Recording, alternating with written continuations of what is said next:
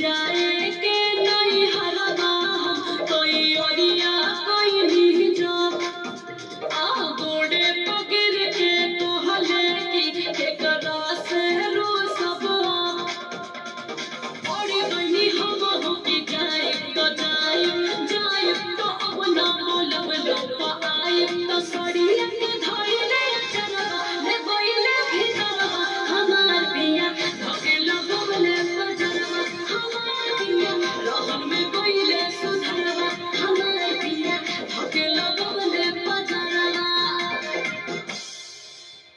Hi guys, आप लोग कैसे हैं? मैं वीडियो बना चुकी हूँ। मेरा वीडियो कैसा लगा कमेंट करके बताइएगा। बाय बाय दोस्तों।